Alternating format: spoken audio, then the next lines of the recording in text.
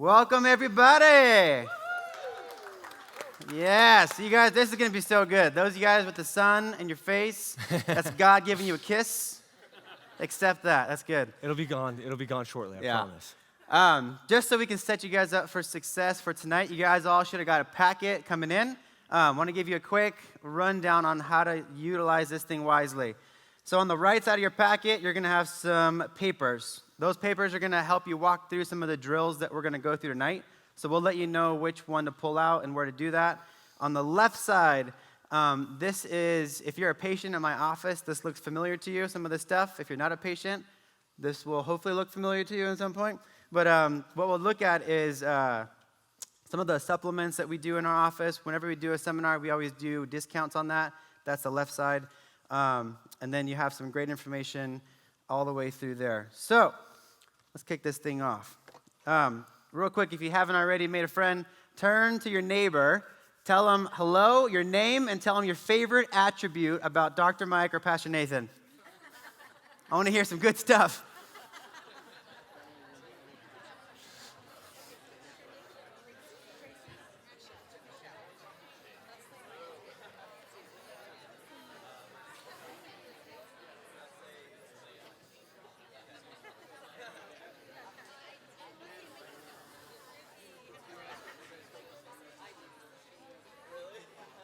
Thank you, bro. Yes.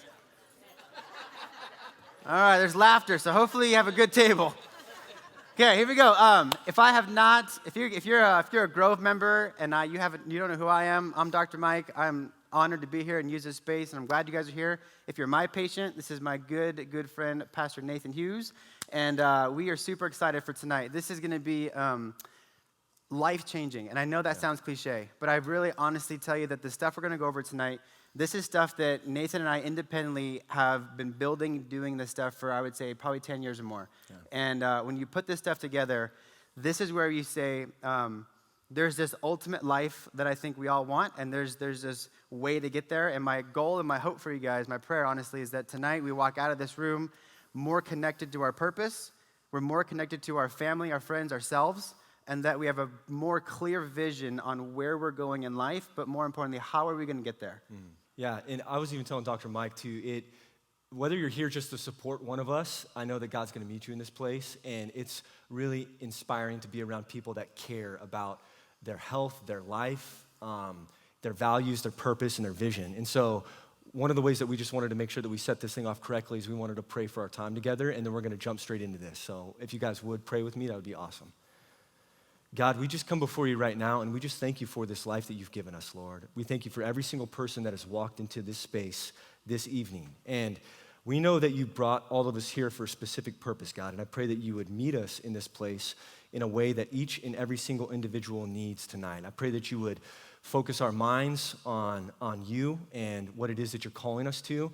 I pray that you would center our hearts on you, and I just pray that you would just radically transform minds and lives tonight, God. I pray that you would give us the faith to believe that that is possible. And so I just pray that you would give us a humble heart, a humble spirit, and you would give us ears to listen, and that lives would be changed, God, that we would find abundant life tonight, and that we would carry that with us for the rest of our lives, and that we would impact others with that too. So we just pray that in Jesus' name, amen.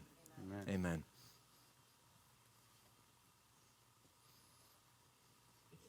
It's not a matter of whether or not we can. Everybody can, but not everybody will.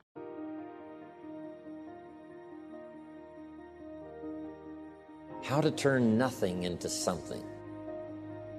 How tangible are ideas and imagination? Ideas that become so powerful in your mind and your consciousness, they seem real to you even before they become tangible. Imagination that is so strong that you can actually see it. You can actually see it. If somebody cannot see it when it is not here, then it will never be here. Start looking into the future of what you would like to accomplish, where you would like to go, the person you would like to be. Decide what you want, and then act as if you already had it. And that is to believe that what you imagine is possible for you. So the first step is to imagine what's possible. Second step, to believe. Now here's the third step, and that is to go to work and make it real. You now go to work and make it a movement. You make it tangible. You make it viable. You breathe life into it, and then you construct it. You have a lot to offer. The fact that you're still here means that your business is not through yet. People don't do what they know in life, but what they do is they operate within the context of the vision they have of themselves. So write and draw and build and play and dance and live as only you can. Make up your own rules. The rules on what is possible and impossible were made by people who had not tested the bounds of the possible by going beyond them. You must change what's possible for you. You, and only you, are the subject that impacts the burning desire in your imagination. You are living and feeling as if your future dreams are a present fact. Will it be easy? No. Will it be challenging? Yes. So you got to prepare yourself. You've got to develop yourself. As long as you're breathing, you got some more work to do. There's something else for you to achieve. Guess what? You're going to make some mistakes. You're going to make a lot of mistakes. So now go and make interesting mistakes, make amazing mistakes, make glorious and fantastic mistakes. Break rules, leave the world more interesting for your being here. Make good art. It is possible to start with nothing and become something.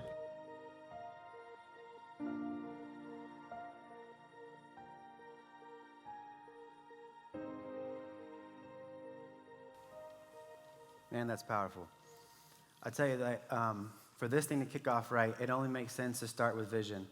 And I'll tell you that a lot of people that I talk to, the hard thing is that you know where you're going in life when there's a clear vision of where you're supposed to be. The hard part is a lot of us have never really sat down and thought about what is that vision for me. And if you've ever gotten to the end of the year, come to the end of December, and you sit there and you tell yourself, man, where'd the year go? What actually happened? Right? Anyone been there before? Not just me? It's like, how is it that we let a whole year go by and nothing intentional was accomplished? And the goal is that after today, that's never going to happen again. Amen? Amen. Okay, so here's the thing is, I want you guys to do is this. Close your eyes for me, and I want you to imagine this in your mind as I read this. Eyes closed, no cheating. Imagine a city where there's no heart disease. Imagine a city where there's no cancer. Imagine a city where every child grows up healthy. That city, there are no people that take medications. There's no pain pills. There's no need for drugs and surgery. Imagine a city where families are connected. Imagine that city being your city. Imagine your family free from addiction, free from pain, free from suffering, from anxiety, depression, free from medications. How do we get there? I want you to imagine your family only eating food that God put on this earth. I want you to imagine your family moving and exercising and creating fitness together. A family free of toxicity, a family that's educated and empowered in their health. They believe that God designed you for abundance. I want you to imagine that your body is so clear and so functioning that it can adapt to any circumstance. Open your eyes. Guys, this is the vision that I created before we opened my office. And this is how I view my city. This is how I view the families of my city. And if I'm being honest with you guys, this has been something that my wife and I, we reread this. Anytime I start feeling a little bit lost, I go back and I reread my vision. And I see this from my community, and I see this from my town. And from that point, I have a clear vision for my office, right? And I think a lot of us probably have a very similar thing you've done for your career, because we've been taught that if we want to be successful, we create a very clear vision for our career. I'm going to challenge you to go to the next level and say, how many of us have sat down and created that clear of a vision for your family? For the relationship with your wife, your husband, your children, right? Like, think about what are the things that mean most to you in life, and do you have a very clear vision on what you want this to look like? What do I want my marriage to look like in 5 years and 10 years? Do I have a clear picture of what that is? Because if I don't, it is significantly more difficult for me to get to that place. Is that fair? Yeah. Right? So this is where we're gonna expand today. Not only are we gonna help create vision, but we're gonna expand on not just this one place we've been taught to do it with our career, but in other areas of our life that have meaning to it. How do we get there? Mm-hmm. And I think that I was taught a long time ago that in life, you measure what matters. We measure our finances. We measure a lot of material things that we have. I want us to start looking at how do we measure the things that, in my opinion, probably mean more. And a lot of you guys, I can see you now in your head that it means more, but we've just never really put thought to, like, how do we know that this is going in the right direction? So here's what I want you guys to think. Proverbs, it talks about without a clear vision, our people what? Perish. So what I want you to do, you're going to have a life values sheet, okay? What I want you to do is on the back of that sheet, you have some empty space to write. Here's what I want to start off with. I want you to take a minute, and I want you to genuinely think about if I asked you, and this is a question that was asked to me a long time ago, and it punched me in the gut. Someone said, if God came to you right now, and he said, I will give you the life of your dreams. I will snap my finger and give you the life of your dreams to the detail and the specificity that you could describe it.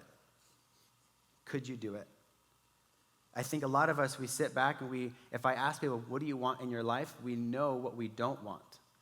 People can really quickly tell me, well, I don't want to be in pain, and I don't want to have anxiety, and I don't want to be overweight, all this stuff. But if I ask you, what do you want?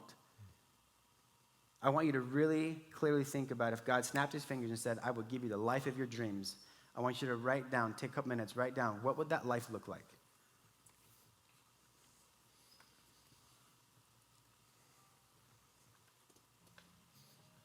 As you guys are writing, I want you to think, and don't forget, God does supernatural. A lot of times we get caught writing down small things because we've been so trained to think about small things. I want you guys to think big things. I think one of the reasons why Dr. Mike and I connected so well is because we share a lot of the same passions, and our backgrounds are pretty similar. And growing up for me, I was surrounded by people that didn't have a vision for their life. And I was surrounded by people who did what felt good in the moment and just did the best they could after that. And so I'm an identical twin, and my mom had 5 kids total, and my twin brother and I are the youngest. And my mom was addicted to drugs growing up, and all of our immediate family members were addicted to drugs growing up. And so I always tell everyone, I think that God's saving grace, there's a picture of my brother and I, was giving me a twin brother. Because we talk about how to attack the storm. That's what this whole Max Mind seminar is about, how to attack the storm. Some of the storms, let's be honest, we create them in our own lives, right? We do. Some of them we don't create and we never wanted, but they come anyways. And in life, there's always going to be a storm. And what makes the difference is how we learn to attack the storm. And so I learned from an early age that in order to navigate the storms in life, we need one another. And God gave me someone to navigate all of those storms in my life. But I also learned, too, from an early age that I didn't want to make the same decisions and choices that my family members made. I wanted to rewrite my family history and change the narrative for myself and my future family. And my mom's drug addiction led to her having a stroke, and she was paralyzed, and I was 16 years old when that happened. And that broke my heart. That was the hardest years of my life, is going to the convalescent home and tending to my mom and taking care of my mom for many years, and she's still paralyzed to this day. And to be honest with you, she's hanging on by a thread. But it's been 15 years now, and I've seen her life get cut short because she didn't have a vision for her life. And I'm now married, and I'm expecting my firstborn son in just a couple months. Yeah, thank you so much. And one of the things that I want to do is I want to live for things that truly matter in life.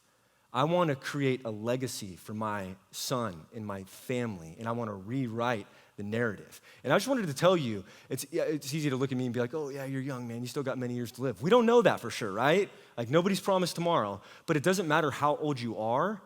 It's never too late. It's never too late, right? So when you're writing down your vision and you're hearing about values and habit transformation tonight, I really pray that you know it's never too late. And you can change your life and the legacy that you leave after you tonight. You can start that tonight. And my mantra for my life and what I've decided because of what happened to my mom, I went to school and I majored in exercise science, and I thought I wanted to be a physical therapist. I wanted to help people like my mom. And just through a series of events and God grabbing a hold of my heart, I made a decision to help people with their eternity, and I became a pastor. And so that's what I do now, but I still care deeply about people's health, because here is my passion. This is what breaks my heart. When people make decisions that undermine their own health, wholeness, and happiness, that breaks my heart, because I saw everybody around me make decisions that undermine their own happiness, wholeness, and health. And so that's why our vision is important. That is why our vision matters. And now I'm giving myself two things that are never ending. And Dr. Mike likes to call this the infinite game, right? That's right. How many of you guys have heard The Infinite Game by Simon Sinek? Beautiful. This will be new for everybody. All right. So there's the guy, Simon Sinek. He's the guy that came out with the whole Start With Why. But there's this concept of the infinite game. Here's why this is so powerful is a lot of us are living life from playing a finite game. What a finite game means is if I'm playing a football game, there's a very obvious beginning and there's a very obvious end, right? I know that the game is over when I have more points than the other guy. That means I've won the game. Does that make sense? It's a very obvious beginning and end. So the problem is that we are living our life in this finite game, and we're thinking that there's going to be an end.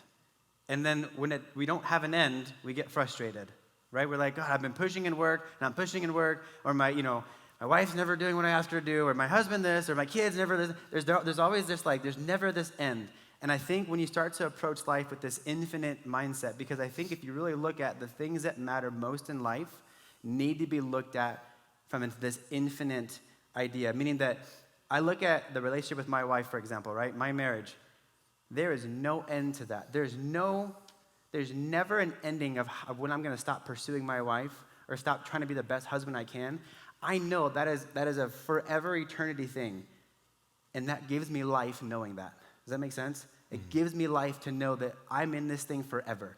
When it comes to my health, doing things that value my health, that is a forever thing, because I need to make sure that I am my healthiest me so I can serve God's kingdom. Does that make sense? So my health is a forever pursuit. It's a forever thing. So you look at certain things in life, and there needs to be this understanding that I'm in this for the long haul, and that's exciting. That's life-giving to you when that's the case. So my winning, for example, is every I love you I get from my wife is a win. Every laugh, every smile from my kids, that's a win. Every time I get to lay hands on my patients and I get to see God's miracles happen, that is a win for me. There's no ending point because I am in this and I'm committed to the long haul. And I have this mantra that I told myself a long time ago, and it is that I am fully committed to God's plan and I am fully detached from what the outcome is. And what I mean by that is this: if I fully trust God's plan for me and I am fully committed to his plan, then whatever the outcome is his outcome. And I am fully okay with whatever that is. Because what happens if we get too attached to outcomes, then we get frustrated. This is going to be huge. This is a writer-downer if you guys don't have a pen. Is that frustration comes from unrealistic or unmet expectations. The source of all frustration comes from unrealistic or unmet expectations. If my wife is expecting me to take the garbage out and I do not, she is frustrated, right? If there's an expectation that does not get met, whether that's within your workplace, in your relationship, wherever that is, if there's an expectation that does not get met, we are frustrated. In our life, my question for you is, are we setting proper expectations on what life looks like? And this is where, if the expectation is that I'm in this for the infinite game, then I am no longer frustrated. I am excited. And every single day, I am winning because I'm not looking for the outcome. I am am excited for the process. I'm excited for the everyday journey of health. I'm not excited for when I get to this point. I'm excited for every piece that goes into that. That's right. Even as we think about our vision, right? That's kind of like, that's the infinite game too. That is, right? And in order to obtain that vision, what we have to have are values. Values are what carry us closer to our vision every single day. What we value is what we give our heart to. It's what we give our life to. It's what we build our life around. And I just wanted to ask you guys a question. I wanted to ask you, what do you value most in life?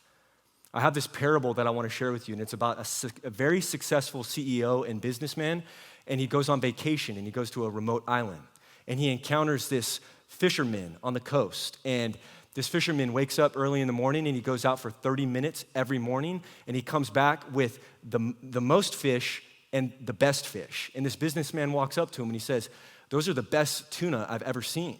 And he said, "Yeah, I'm the best fisherman on the island." And he said, "How long do you go out for?" And he said, "Only 30 minutes. And then the businessman said, "What do you do with the rest of your day?" And he said, "Well, I go back home, I make breakfast for my family, I spend time with my kids, I get intentional time with my wife, and then later on in the day, we go down into the market, and we listen to the guitar, and we have a little bit of wine, and we have some dinner, and we just enjoy ourselves." And he said, "Man, I have this knack for scaling business." And he said, "What you're doing needs to be exponentially scaled." He said, "Why don't we get you a bigger boat, and you can catch more fish, and then we can export the fish, and you can sell that, and then you'll make enough money." And then the fisherman said, "And then what?" And then he said, "And then you can retire." And then he said, "And then what?" And then he said, "Well, then you can spend time with your family and do whatever you want." And the fisherman said, "Well, how long is that going to take?" He said, "Only 15 to 20 years. And the fisherman looked at him and said, "Well, I get to do that every single day of my life." And this is why this story is so important. We see the businessman has different values than the fisherman, right? And if we don't know our values in life, distractions will look like opportunities, okay? And so what you need to do is you need to write down your values. So when I ask you, what do you value most in life? This isn't a trick question. Truly, what do you value most in life? Is it your health? Is it your family? Is it your relationship with God, right? Your spiritual life? What do you value most in life? Is it love? Is it service? Is it connection? What do you value most in life? I want us to be honest about the things that we are ideals for what we value most in life, okay? And then what I want us to do is I want us to think about the things that we actually really do value in our life. And this is tough, this is hard. Because how do you know what you actually truly value most in life? How do you spend most of your time each and every single day, right? And I know for a lot of us, we wouldn't say this, right? But a lot of us value pleasure. How do I know that? Because all of us have a tendency to numb out and scroll on our phones, and we just want to feel good in the moment, right? A lot of us value materialism. Why? Because that's just American culture. We're taught to consume. And so I like to go shopping because it feels good, right? Gives me that dopamine rush. I value security. That's why I spend so much of my time working. I'm providing for my family. And I know this is a very touchy subject, right? But I think that our family needs our presence more, even more so than it might need that financial security. And so we need to make sure our values are aligned with our vision in our life. What do you value most in your life? Is your day structured around the things that you value most in your life? Or are they just things that you have to do, right? And this is what I'm convinced of. When you're giving yourself and your life to things that you value, that you truly value, that's where you find meaning and purpose. That's where you wake up every day full of life. If you're feeling empty and you're feeling burnt out, I would bet it's because you're doing things that you don't really value. And so it's important to take inventory and to write down our life values. And if I'm not mistaken, we do have a life value sheet in all of your notebooks. So we just wanted to give you guys 1 minute to jot down, and maybe you've been doing it already. Write down the things that you want to value that will get you closer to your vision. Whether that's family, whether it's love, whether it's connection, whether it's health, whatever it is, write those things down. Well, you guys are right. And I remember when I did this drill, I had a mentor look at me and say, "You show me your checkbook and you show me your calendar, and I'll tell you what you really value." Where we put our time and where we put our money is what we really value. Isn't that true? Mm-hmm. So when we say these things, here's what I want you guys, like, this is a real moment. Is you look at this, and I would ask you to look at that list of things that you put that you value, and ask, is the majority of your day, your week, spent around doing those things or co-creating those things, right? So after today, the hope is that the majority of your day is architected around putting more of that in your life. And that's where fulfillment comes in, putting more of the things that you value into your life. We're going to rotate to the next sheet you should have called the Wheel of Life. Love this drill. Some of you guys may have done it. My take might be a little bit different, so this is going to be good. The Wheel of Life. So I'm going to go through some of these spokes. I'm going to give you, there's 8 spokes. I'm going to give you 7 of them to write, and then I want you to fill in the 8th one with whatever we didn't talk about that is important to you, okay? So first spoke, I want you to put spiritual.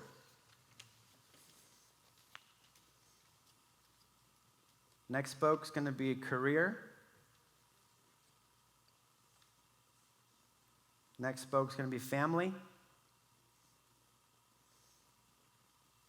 Next one's going to be relationships. Next one's going to be finances. Next one's going to be recreational time.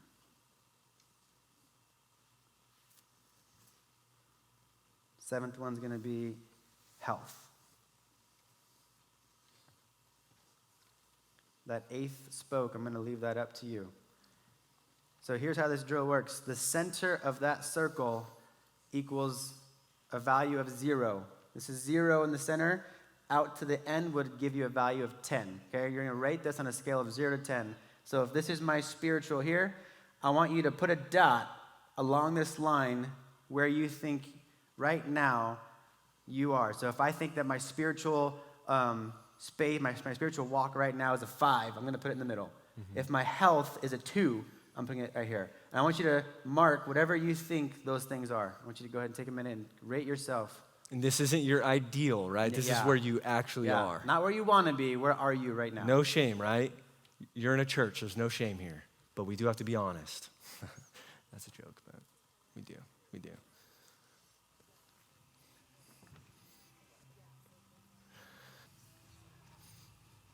If you've never done this drill, it might be a wake-up call.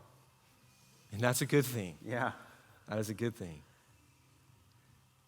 If you are married, what I would recommend that you do is if your spouse is not here, I would recommend, or even dating, I would recommend that you do this drill, and then I would recommend that your spouse or significant other do it independently, and that at some point you guys should come together. And I will tell you that when my wife and I first did this drill, where I thought my wife was on certain categories was very wrong.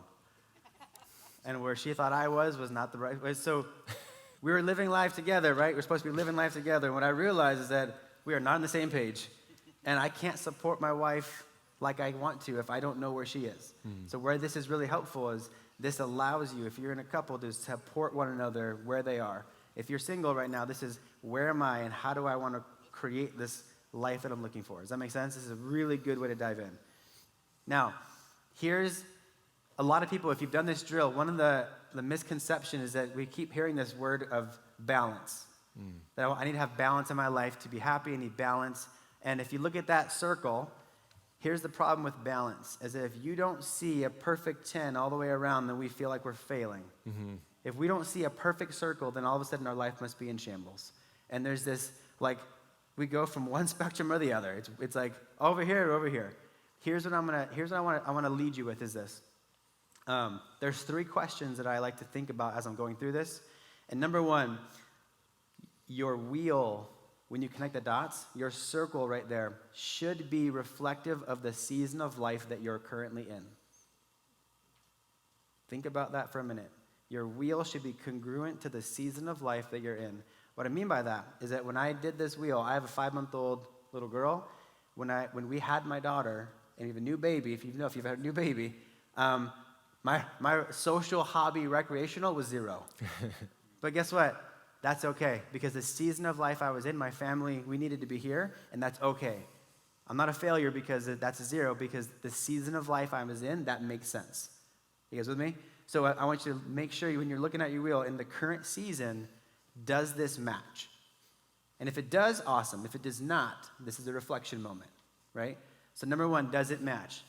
Number 2, looking at your current status of where you're at, is it currently serving you? Are you happy with the way that you've rated yourself? And when I first did this drill, I thought life was good and I thought everything was all right. And then I did it and I was like, wow, I'm really not doing as good as I think I am. Or I really need to put more energy in certain areas. And this is where it leads me to this. Last one is this, is that are you avoiding an area and spending too much time in another?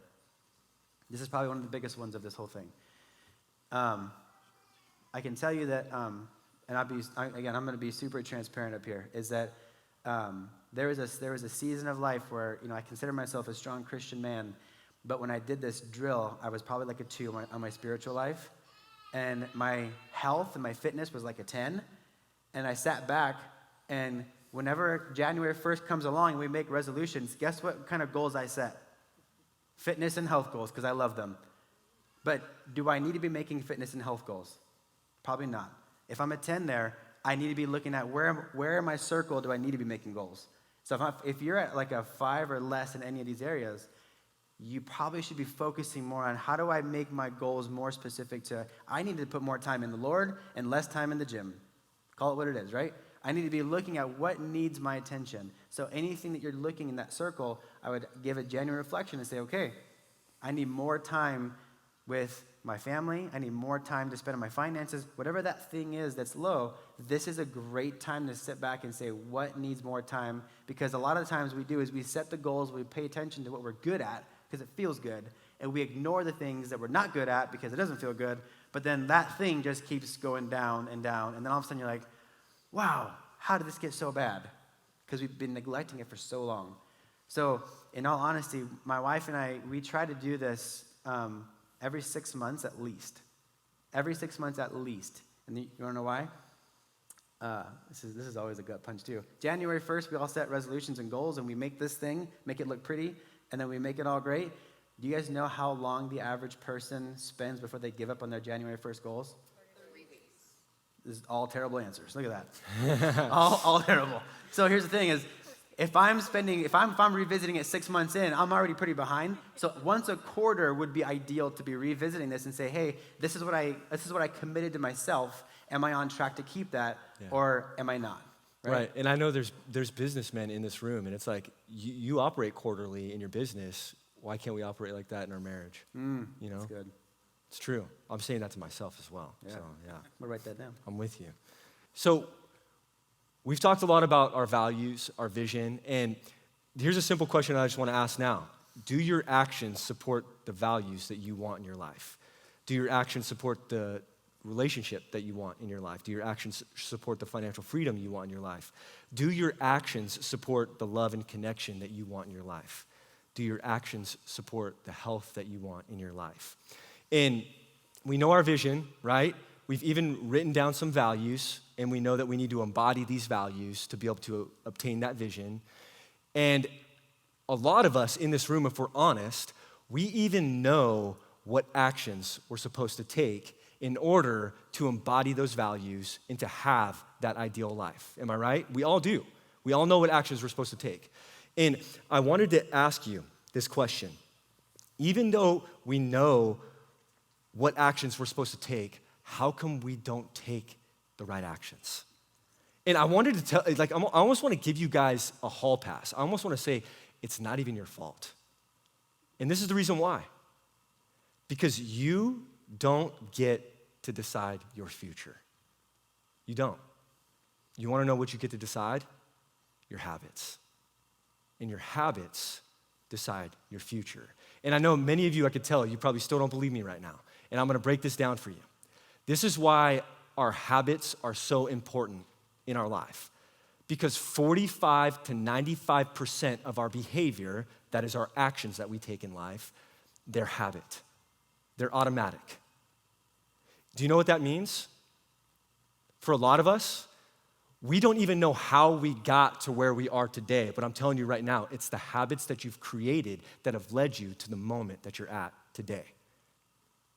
For example, can any of you remember backing out of your driveway to go to work this morning? No. You can switch that slide to the habit slide too. Do any of you remember your actual commute to work? Seriously. One person, two people? Okay, but now I want to ask you this. Do you remember what it was like when you were first learning how to drive? Some of you are like, that was a long time ago, Nate. Okay, how about this? Do you remember what it was like when you were teaching your child how to drive? It's terrifying, right? Do you know how much brain power it takes to learn where to put the car in reverse, right? Which mirrors to look at, which pedal to push? It takes a lot of brain power. But you know what happens? 45 to 95% of our actions and our behavior become automatic. They become habit. And it's reflected in our driving today. So a lot of us are on autopilot when we drive. Unless there's an accident and it shakes us out of our routine, right? But most of our life is governed by the subconscious. And I wanted to tell you that until we make the subconscious conscious, we can never change our life, ever. And here's the thing, if habits decide our future, and the brain is always looking to conserve the most energy. This is scientific fact. Our brain, I like to think our brain is efficient, not lazy, right? But our brain is always looking to utilize the least amount of energy possible. And that is why our brain categorizes our behavior and puts them into habits. And so then what happens is when we're going through our life, we don't know how we got to where we're currently at. And if we just take some time to stop and reflect, right? I'm not even joking. I was on my way to work this morning. I literally pulled onto the main road, and you know what I reached for? My phone. I reached for my phone. And I had to consciously make the decision to put my phone down and focus on the road. Can I get a witness? Anybody else? You're gonna lie right now. How horrible is that? How horrible is that? And I'm gonna break down why we do that in just a second. And what this is called, it's called neuroplasticity, all right? And that's a big word, but this is what it means. Every thought that we think, every feeling that we feel strengthens the circuits in our brain known as neural pathways. So every time you think a thought, every time you act, every time you behave, your brain is firing these neural pathways. And what happens is these neural pathways, they're the basis of our habits, of our thinking, of our feeling, and of our acting. And they create what I like to call habit grooves. So there's neural pathways. And the more that you do these habits, the deeper the groove gets in your brain, because your brain is always looking to utilize the least amount of energy.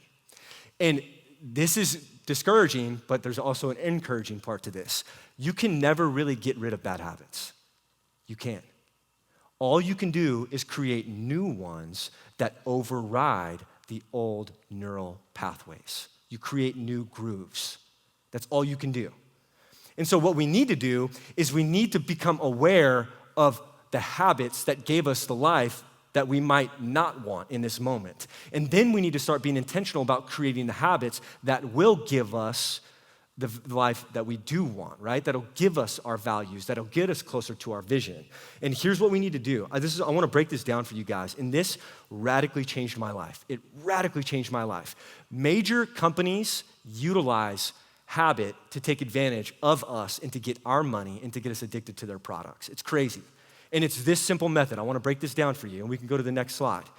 It's called the habit loop. And so if you guys are taking notes, I really want you to write this stuff down because I don't want you to forget it. For every single habit, there's a cue. There's a trigger, right? Every single habit. And I'm going to talk about this habit loop, and then I'm going to break it down for you. And it's going to be so obvious that you can never forget it and you can never make an excuse anymore. So you have a cue and a trigger. And then after that, you have a craving. And then after that craving, you have what's called a response or a routine. This is you actually behaving because of that cue and that craving. And then after you behave and enter into the routine, you get a reward. And this happens every 45 to 95% of our behavior. This is what happens. And I want to break this down for you, okay? For a lot of us, we all have this cue. Your phone buzzes. So then you have a craving. What do you want to do? You want to check your phone. But really, you want to know what the text message says. Really, you want to know what the email says. You have this craving to know, right? And so because of that, you grab your phone to read the text. That's your routine. You actually grab your phone out of your pocket. That's your routine. And then you satisfied the craving of wanting to know. And when you satisfy a craving, you always reinforce the routine. Okay, here's another one. You're at work and you're answering emails. You feel the emails are starting to be overwhelming and they're stressing you out.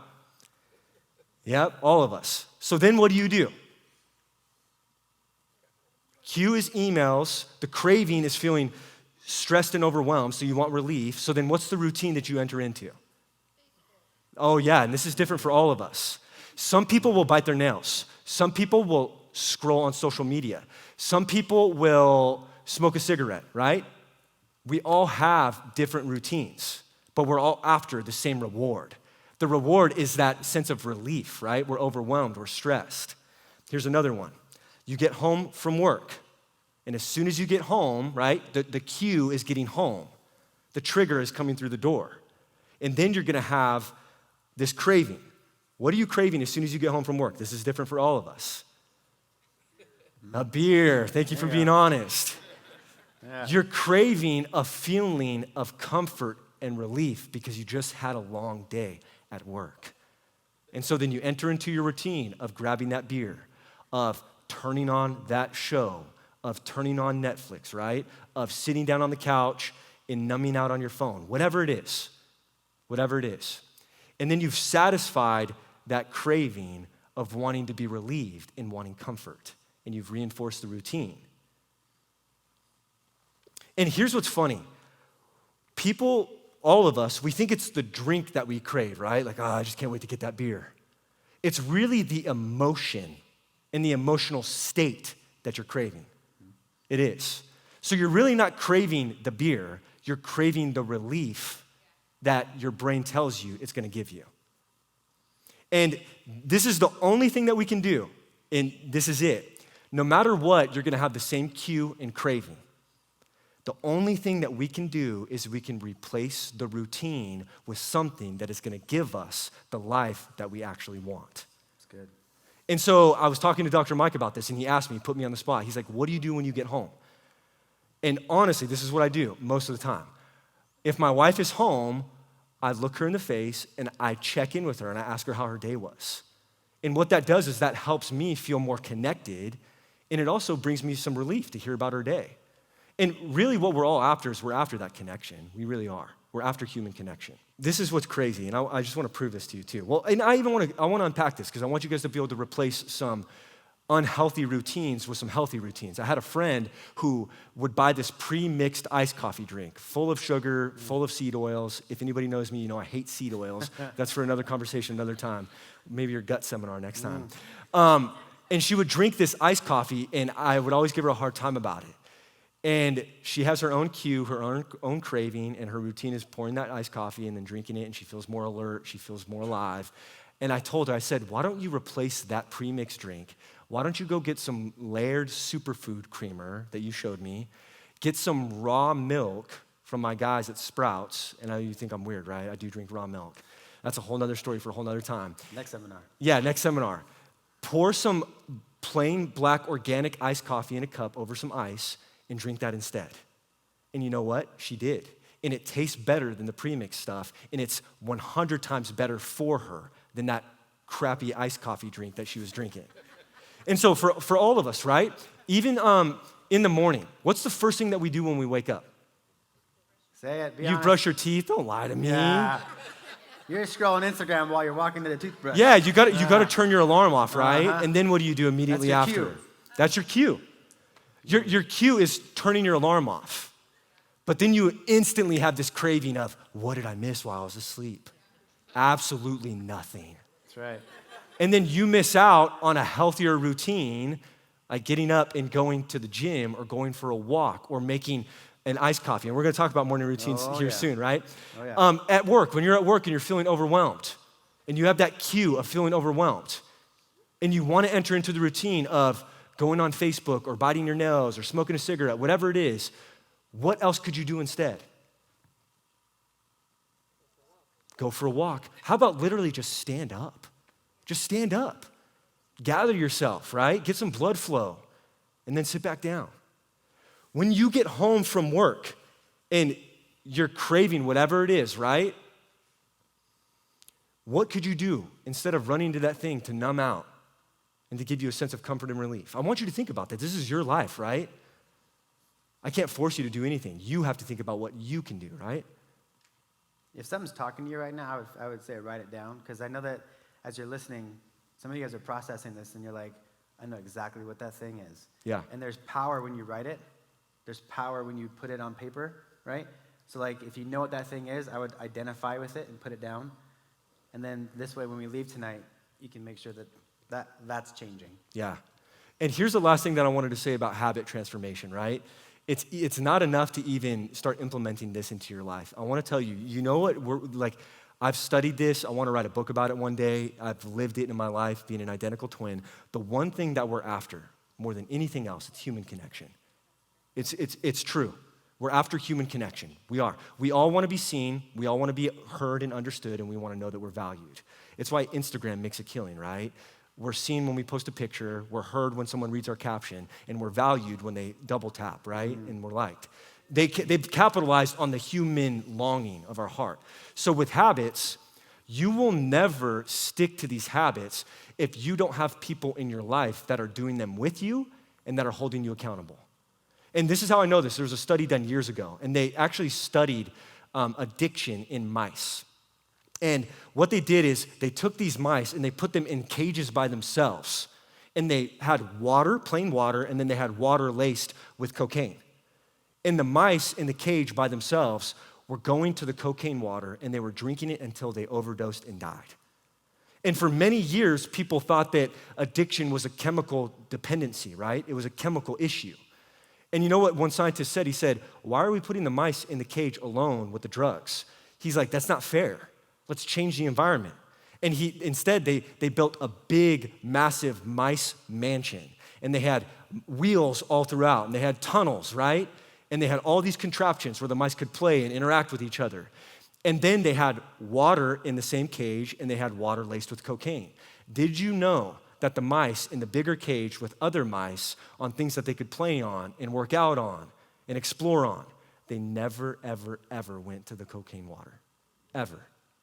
And that told the scientist that the opposite of addiction isn't sobriety. It's actually human connection. This is scientifically proven.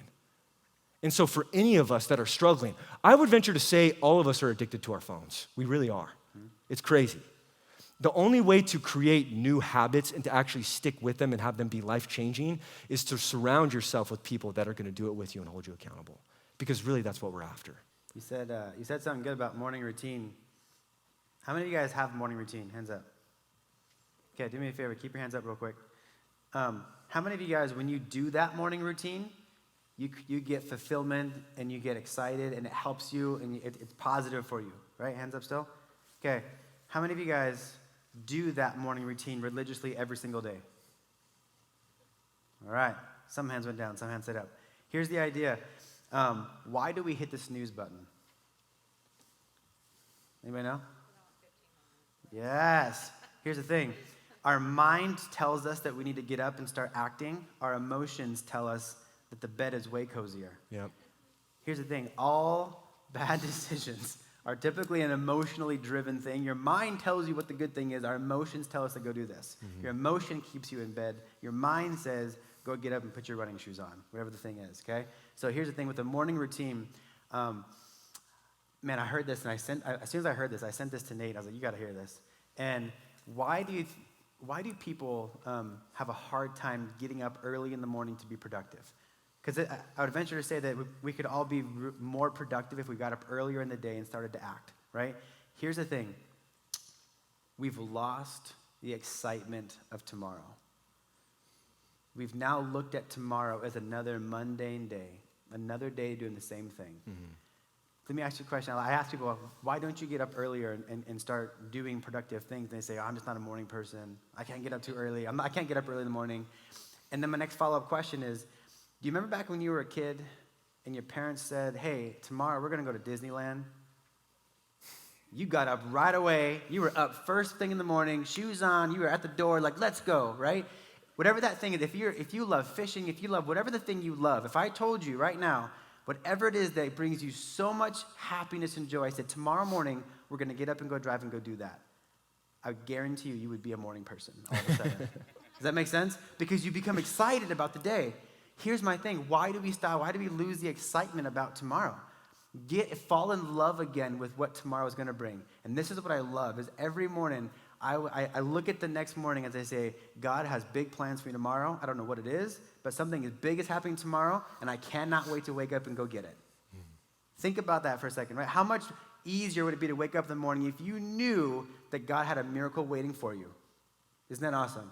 So the thing is, when I wake up in the morning, I'm going to preface this. Before I had children, I had this like elaborate 2-hour morning routine. It was beautiful. And I researched this thing all the way out, and I said, I'm going to wake up, I'm going to spend 10 minutes in gratitude, I'm going to spend 10 minutes in meditating, I'm going to spend 10 minutes reading this book. And I had this whole thing where every 10 minutes I was doing something great, and I felt so awesome.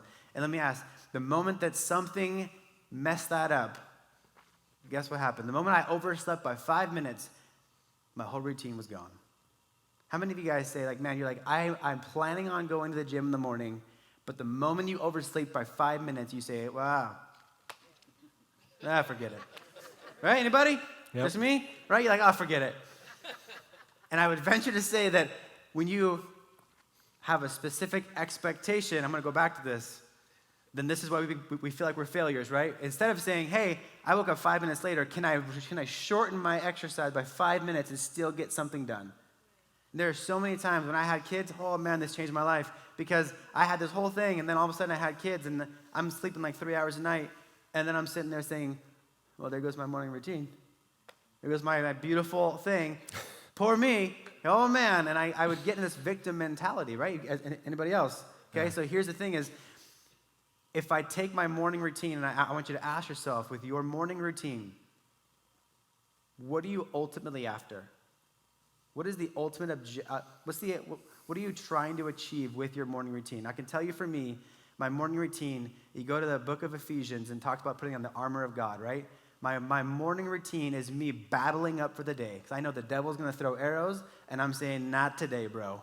And I'm putting on my armor, and I'm getting ready. I'm grounding myself, I'm creating connection, and I'm preparing myself for what that day is going to bring. That is what I'm trying to go after with my morning routine. So for me, personally, in today, my morning routine, it's no longer all these things I have to do. It's 3 things. I need to activate my mind, body, spirit, okay? I need to get my mind sharp. I need to move my body. I need to connect to my spirit. Those are 3 things. That could look like an hour, and that could look like 10 minutes. But the idea is I can be moldable and know that if I get those 3 things in, I am ready for the day. You can make it 5 minutes. I'll tell you this, again, new baby. So there are times when she has not slept all night long. So neither have I and my wife. So I'm waking up and I'm like, I don't have time for a morning routine because I've overslept and all this stuff. Here's what I've done. Moment I wake up, headphones go in, worship music goes on. As I'm walking to my kitchen, I'm thank you, Jesus, here we go, connecting to the Spirit, and I'm putting on a podcast on my ear to get my mind right, and I'm literally doing air squats in my kitchen because I need to get my body awake. Guess what? 5 minutes in, mind, body, spirit. I am successful. Does that make sense? So here's what I want you guys to do. I guarantee you that if you implement something, and maybe that's not mind, body, spirit for you, whatever that is for you, if you have a routine that prepares you and grounds you and focuses you and connects you for the day, I guarantee you that the day will become so much more fulfilling because you were prepared for the day. The moment my brother, God bless his soul, I asked him, I was preparing for this, and I said, what time do you wake up? He goes, 7:55. I said, what time do you start work? He goes, 8 o'clock. I was like, what? And he goes, Wake up 7:55, brush my teeth, I'm on my calls. Boom. I was like, oh my Lord. Because here's the thing, I would tell you this. The moment you wake up, like Nate said, and you instantly go to social media or you instantly go to the news, you are now letting the day or the news or social media program the rest of your day. You are no longer in control. I would tell you this. If you want to create control for your day and for your life, you be the architect and you start it off. You control what goes in your brain. If you are a church member, I'm going to be very honest. For like a whole month, Dre, Nathan's wife, Dre's music was the first thing in my ear for like a whole month. And it is what grounded me for a long time. So I would tell you that for your morning routine, pick something that's going to ground you. It can be short, it can be long and elaborate, whatever time you have, but have something that you do every single day, and I guarantee you're going to see significantly different outcomes there. Okay, here we go. Next thing, we're going to move over. Oh, one last concept here. How many of you guys have ever heard of the reticular activating system, your RAS? Yes. Here's the thing. Here's why this is so big. I'm going to give you guys this. That in your brain is your filter. It's your filter for the day. So if, how many of you guys are like, man, I really want, a blue car. I really want a blue car. I can't wait to get my new blue car. All of a sudden, guess what you see on the road everywhere? Blue cars. Did all of a sudden a bunch of new blue cars move into town? No. You've programmed your brain so intensely for blue cars that all of a sudden that's what you see. Here's why I love the morning routine. In the morning routine, I program my brain, what do I want to see for this day? And guess what I'm going to see in the day?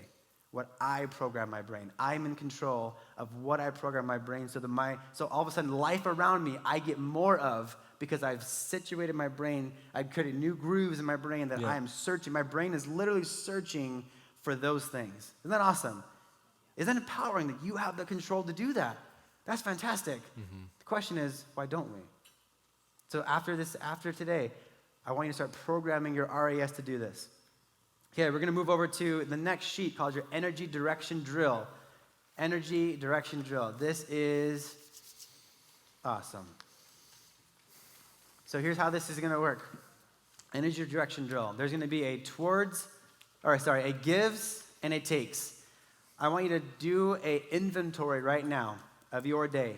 And I want you to write down on the left side everything that gives you energy, everything that gives you life, everything that makes you feel fulfilled and excited, right? Whatever that is. On the right side, everything that takes energy away from you.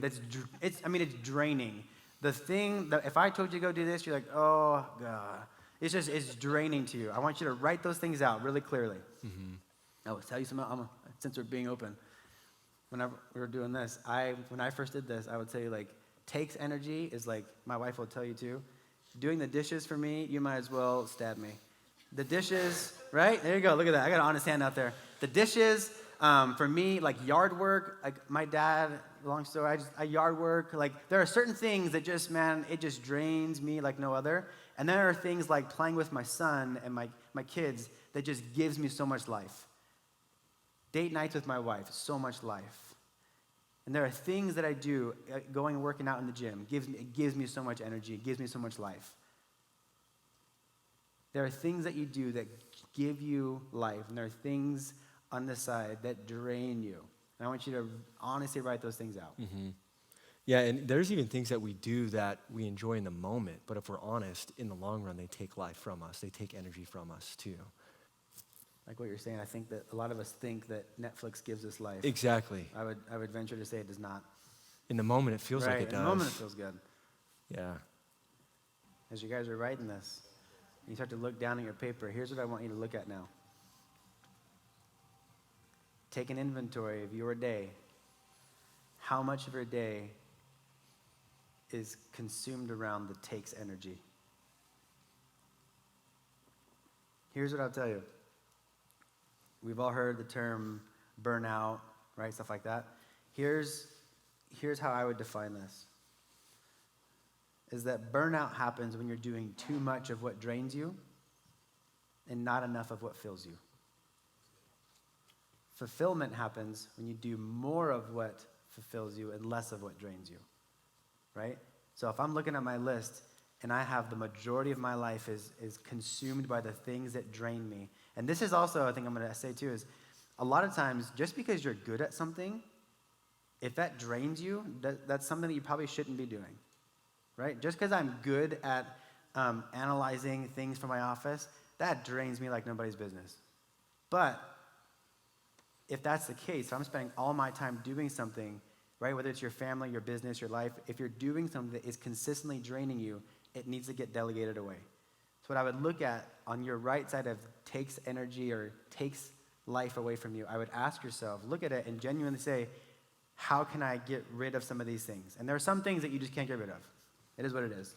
But there are things on there that I guarantee you could look at that list and say, man, I could hire somebody for this. I could delegate this to this person. There are things that you could move away. And then I would ask yourself, how can I look at this place that gives me life, and how can I put more of this into my life? How can I make my day consume more of the things that give me and fulfill me? Man, that's awesome. Give myself a pat in the back.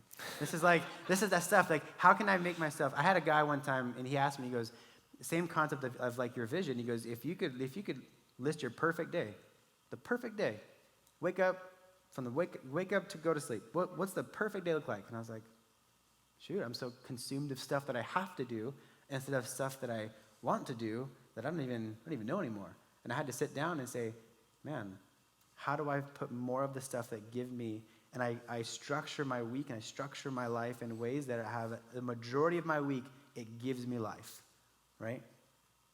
This is where I want you to take an inventory on that spot there. How do I find more that gives me life? All right, let's go to the next slide for me see if it's the right one.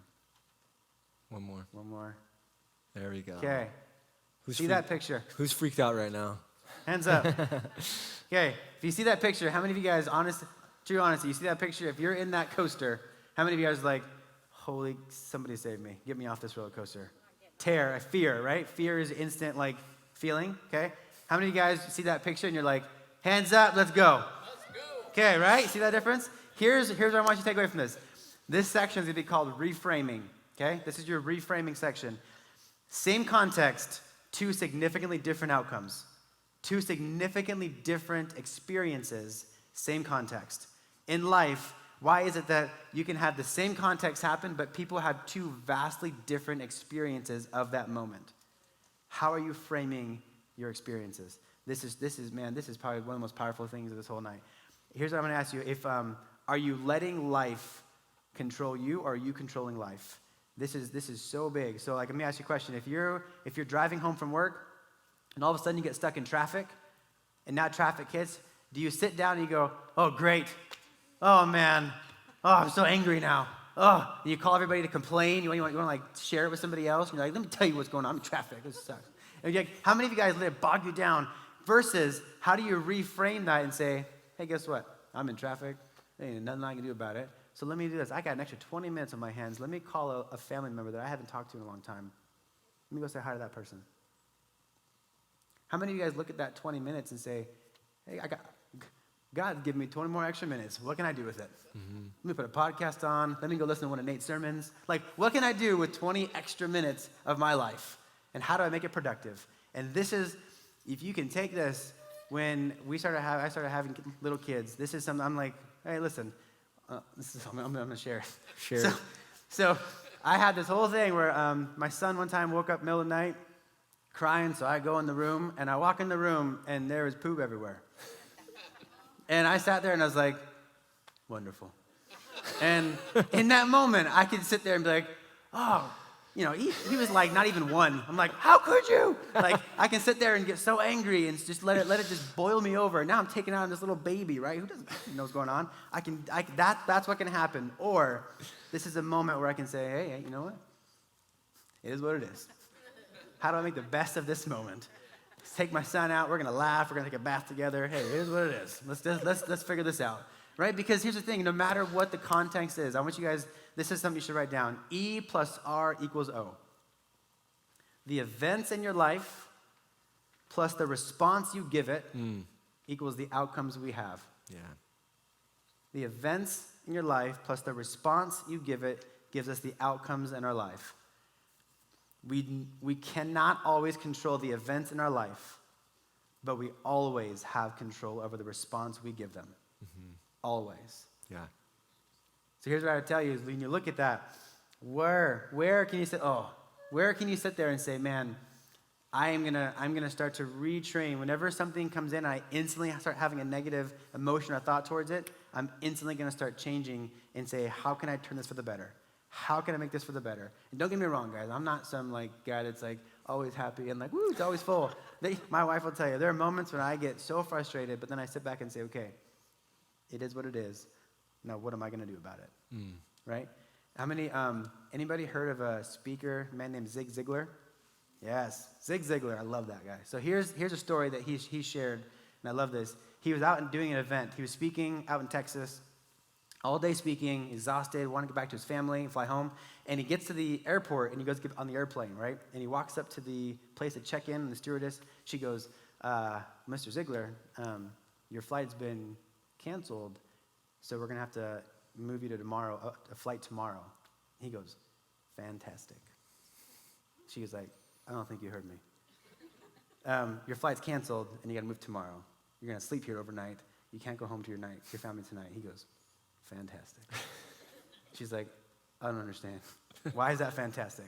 He goes, it's very simple. Let me tell you this. There's only 3 reasons why you would cancel my flight and move me to tomorrow. Either something is not right with that airplane, either something is not right with the pilot to fly the airplane, or something is not right with the conditions in the sky for that airplane to fly. If either of those 3 things are happening, I don't want to be on that airplane. So fantastic. Fantastic. Right? And this is the idea, is that in life, there are things that happen. We don't understand why. We don't need to understand why. If that's what's happening, hey, fantastic. What am I going to do about it? Does that make sense? From this night going forward, if something happens and it boils your skin, you say, fantastic. What do I do now? Right? Fantastic. I like that. Next sheet. You got a triangle. This is your state triangle. Here we go. We're getting good. All right, this is it. So what you want to do is follow that picture right there. You're going to write focus. You're going to write language. You're going to write physiology. This is big. So this is your state. This is the state of being that you are in. You are always in a state, whether you are conscious of it or not, whether you're aware of it or not, you are always in a state. This is something that whenever we have a person join my team, this is the first thing that we talk about, is how do you control your state? And this is so powerful because the state of being you're in, one time a mentor told me the best thing you could do for your family is be in a good state. The best thing you can do for your kids is be in a good state. You guys know there are people in your life who are always in a good state, and you always want to be around those people. And there are people in your life that are always in a bad state, and you sometimes try to avoid being around those people, right? Can you control your state? And the answer is yes. And there are 3 ways to control your state. First way is focus. Focus is this. What are you constantly thinking about? What am I constantly putting in my mind? What am I thinking about constantly? What am I focusing on? Am I focusing on the fact that I have to go to work today, and life is just it's going to be this long day? Am I focusing on all these miserable things? Have you guys heard the phrase, what you focus on grows, what you think about, you bring about, right? All these things. Whatever you're focusing on, you are attracting into your life. Law of attraction. If I am focusing on something, I am bringing it in, and that is gonna affect my emotional state. Yeah, right? And that's scientifically proven because it goes back to the RAS, right? Even when we think about our day and we think about our job and we think negatively about it, our brain is then gonna go to work to find everything that's negative about our day and about our job. So it's science. It's just our biology. It's our physiology. It's how we're wired. You think about you will make different behaviors based off your state. You will make different actions based off your behaviors. How I behave will change the way that I act. So if I want to have different actions, I need to modify my behaviors, which means I need to control my state. Right? So this all comes back to the whole thing around. So what am I focusing on? The second thing is my language. What am I telling myself? What am I saying about myself? Yeah. Am I looking in the mirror every morning and saying, you pig? Am I saying, oh, I'm that dad, he's better than me. Look at him play with his kids. Look at him go on vacation. Look at that family always on vacation. They're way better than me. Am I bringing myself down, constantly telling myself these things? Or am I lifting myself up and saying, man, God chose me to be that little boy's father. I am the best dad in the whole world. There's no one that's going to father that kid better than me. Am I telling myself that? Right? What are you telling yourself constantly? What are you putting in your mind? What are you feeding yourself? We talked about this. This was huge. Is that you would never let anybody else talk to you the way that you talk to you. Think about that for a second. The things you say about yourself and to yourself, you would never accept that from anybody else, right? Mm-hmm. You would never tolerate that. So why do we do it to ourselves? Why do we say those things of ourselves? Yeah. We got to start changing the language that we tell ourselves and lift ourselves up. We got to start, because there's times, right, where we say something and we're like, oh man, I'm just so bad. And you're like, well, did that move me closer or further from where I want to be? Why did I say it? Right? And we all catch ourselves. And the idea is, can you catch yourself in the moment and then make a better choice? That's all it is. Can you catch yourself and then choose differently, right? So it's not about always saying the right stuff, but it's about, can I catch myself in the moment, be aware of it, and start saying better things, more positive things to myself, right? So language, what you tell yourself. And the last one, this is the most important one, this is the biggest one, is physiology. Okay, you can affect your physiology in so many ways. In fact, physiology is so powerful that if I consume too much alcohol, it affects my physiology and affects my mental state so much that I cannot drive a car, right? There are certain things that you do that will affect your physiology, your overall body. Now, that's by consumption. Now, there are ways that I can control my physical body that will alter my physical state, okay? So I want you to take a second right now. I want you to take an inventory right now on, right now, how does your body feel? How do you feel right now in this moment? How do you physically feel? How do you mentally feel? Are you like, when the heck are these guys going to stop talking? Like, what are you thinking right now, and how does your body feel in this moment, okay? Now, I want everybody to do me a favor. I want everyone to stand up. Stand up real quick. Up, up, up. Okay, everybody stand up. Here's what we're going to do. DJ D, here's what we're going to do. For 1 minute, I'm going to have you run in place as fast as you can. And if you can't run because you got bad knees, you will march in place as fast as you can. But this is it. For this to work, I need you to go all out for me. Can I get that? Yes? All out? I don't hear you guys. Yes. All out. Here we go. All out. For 1 minute, you're going to run in place, march in place. You will move your body to the best of your ability for 1 minute. You guys ready? Where's my music? Let's do this. Hit it, Aaron. Give us something hype. Give me something big. 1 second, he said. 1 second. Oh, hold on. Come on, you got something good for us. Uh-oh. Shots. Feel it.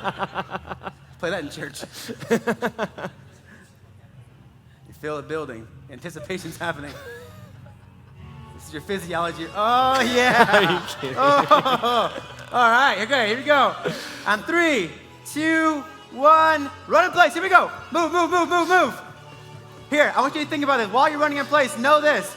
If you are at work, you can do this at your desk. If you're at home, you can do this. Wherever you are, you can run in place. This is how simple this is. I don't care what's happening. If you're in a negative state, if you're at a party, wherever you are, if you're at a family function, wherever you are, you go in the bathroom and you run in place for 1 minute. Do it in front of them. Right? Do it in front of Come them. on. Doesn't matter how weird Let's you go. look. Yeah, who cares? Let them see it.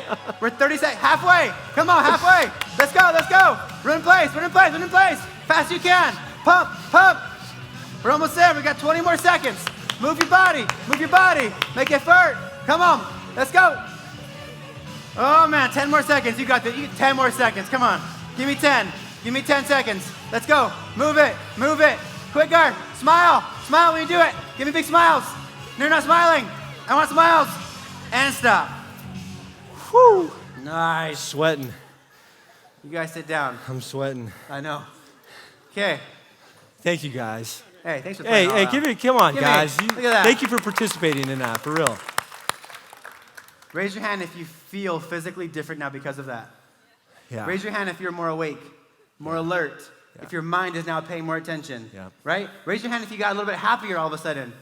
This is what exercise does. This is what moving your body does.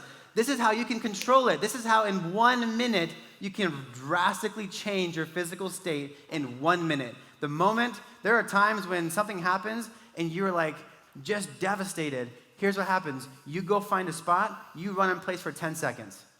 You run in place for a minute, and all of a sudden you've changed your emotional state by movement. This is why exercise is so powerful. By moving your body, you can change your physiology and ultimately change your emotional state of where you are. Yeah, right? yeah, it's true. I don't think we underestimate the power of our our body language. We really do.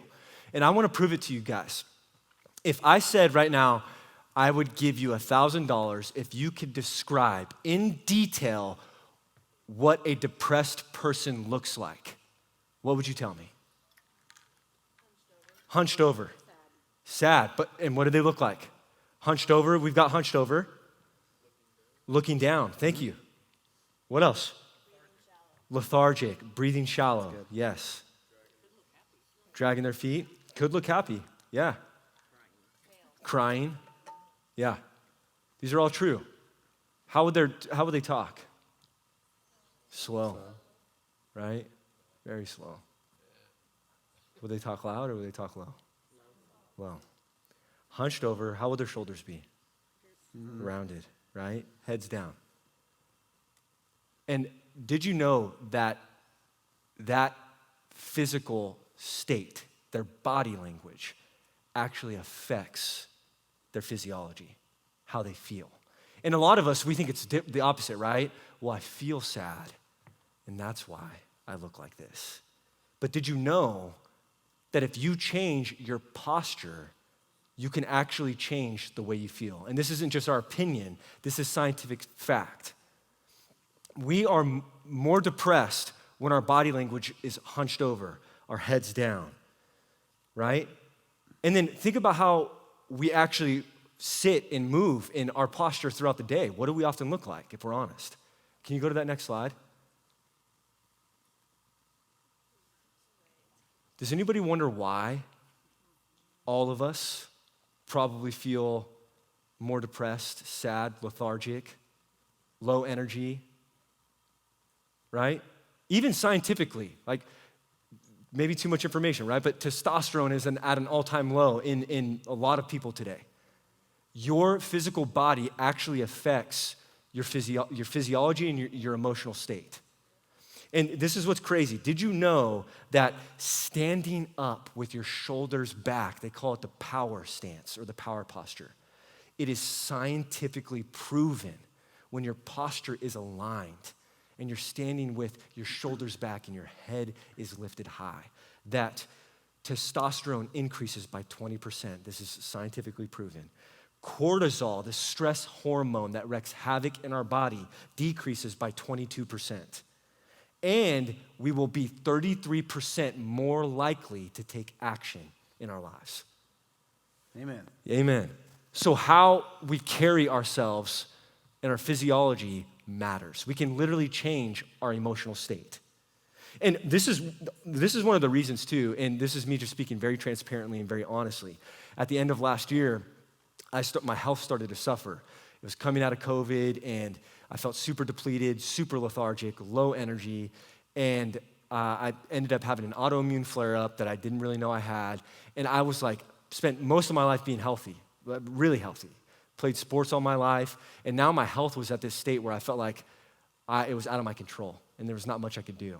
And one of the things that I did was I just doubled down on all the things that I knew, and I'd even gotten chiropractic care before in the past. I've been to many different chiropractors. And then I stumbled upon Dr. Mike in his office, and I started to learn about our spinal cord and the health of our posture and how all of our nerves that will fire incorrectly, right, if there is anything that's off in our body, in our alignment. And so one of the things that I did to get my health back and to get my autoimmune under control is I started going and getting adjusted regularly. My wife, she's pregnant. Her body's moving, right? Her hips are moving, her pelvis is moving, her back is hurting, her hips hurting. She was in a lot of pain today, and one of the things that she also has access to is Dr. Mike in his office, and they take care of us. And it's not just chiropractic care, right? There's 5 essentials, and the mind is one of them. And so I just wanted to tell you guys, our posture matters. The way we carry ourselves matters. If you find yourself in a low emotional state, just take inventory. How are you carrying yourself? So that's the way that we can affect our emotional state. What are you focusing on? What are the things that you're telling yourself, the narratives that you hear over and over and over again in your head? We're always talking to ourselves, right? What are you focusing on? How are you speaking to yourself? And then, what does your physiology, your body language actually look like throughout your day? I want you to focus on those three things, and it'll change your life. It'll change your life. Tony Robbins talks about the power posture. Yeah, the power power pose. Yeah. So he talks about this is that when you're talking about your posture, if you stand grounded, chest is tall, hands are open, and you're in this posture right here, or being even here is even better. You're in this posture. Holding this posture for 1 minute will increase testosterone in your body by like 20%, something like that. Yeah. And all of a sudden, your ability to take an action goes up by like 33% by 1 minute of being in this place. How easy is that? Yeah. Can we all do that? Right? Just do this? Like, how easy is that? So just changing your posture literally affects, again, the physiology in your body right there, because so much of us are spending so much of our time like this on our computer. What if we took once an hour and just spent right here? You know what I mean? Like, so we have the power to do that stuff. Next time you feel overwhelmed at work and you're busy in your hunched position, right? Yeah. Instead of just staying that way and going to your phone, stand up. Yep. Literally, just stand up. That's all you have to do. And then go run in place for a minute. Yeah, go run in place for a minute. So here's the question. You guys walk away tonight and implement nothing. This was just a fun hour and a half of our time hanging out. Is that fair? So here's the question. Of all the things we talked about tonight, I think it's unrealistic to tell you guys to go home and apply every single one of these things. Yeah. But what I do think is that as you're going through these drills, I guarantee you there was one of these drills, maybe two, one of these drills that like spoke really deeply to you. And what I would ask you to do is ask yourself, what am I going to commit to going home after tonight? What's the one thing I'm going to commit to that I'm going to change? And there has to be a commitment. And what I want you to do is write that commitment down on a piece of paper, because remember, writing it all of a sudden becomes truth. Yeah. I want you to write that commitment. If you're here with a friend or you're here with a spouse, make sure they know what that commitment is. Right. But I would say write that commitment down and tell yourself, like, what is the thing I'm going to go home tonight and I'm going to change? How am I going to be different? How am I going to be better? What am I going to do after tonight to level up? Yeah. And then after you make that commitment, truly, you are not going to keep that commitment unless you let other people carry that with you. You can't, nobody is a maverick that they can commit to these things on their own and stick to them and change their life on their own. And you go to the next slide, Aaron. Because here's the truth and reality, right? This really impacted my life. I had the privilege and honor of being a pallbearer twice, and there's typically 3 people on each side of a casket that will carry the casket to its final resting place. And I was radically impacted by this experience, and it had me thinking, in my life, who are my 6? So when I get to the end of my life, who are the 6 people that are going to carry my casket to its final resting place? And this is where I was convicted. Am I going to wait until the end of my life to allow them to carry me? Or am I going to open up to them and allow me to carry me now until the end? Because none of your habits that you create or want to create will ever take off unless you have people that are helping you, walking with you, and carrying you at times when you need it. And so I want to ask you the same question. Who are your 6? And it doesn't have to be 6 people, right? If it is, that's great. But who are people that you can open up to, that you can confide in, and people that are also going to hold you accountable? Be vulnerable with them. Don't just wait until the end of your life and allow them to carry your casket to its final resting place. Allow them to carry you through your life now, because we all need that. And even how I wanted to end our time together is I wanted to tell you. I was talking to Dr. Mike, and my background is health and fitness. I was an exercise physiologist. A lot of us are just confused, and there's so much information out there, and we don't know where to start. And maybe you're overwhelmed. Maybe you are in a health crisis and you don't know where to start. I wanted to tell you that Dr. Mike in his office, in his practice, and his team, they're incredible. They can be one of your 6. And I also wanted to highlight too, I think that faith is, in my opinion, the most important part of our life journey. And if you don't have a local church that you're connected with, I wanted to invite you to my church, to this church, the Grove. So if that could be one of your 6 too. But don't go at life alone. We weren't created to do that. We are created for human connection. Amen? Amen. As you're thinking about your 6 or your people, we talk about architecting your life, right, specifically. I'll tell you that, Nate's he's become one of my six. You know, I'll say that. And I'll say that when you look at this, one of the things that we think about is these people who are so close, and these are your six people, are you doing your best to incorporate those people throughout your week in your life as much as you can?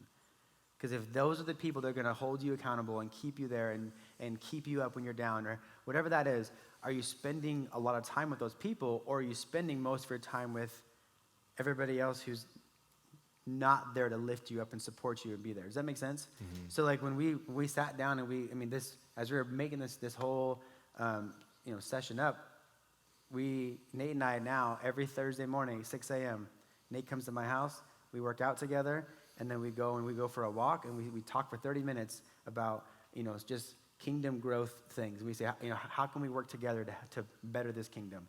And every single Thursday morning, we do this.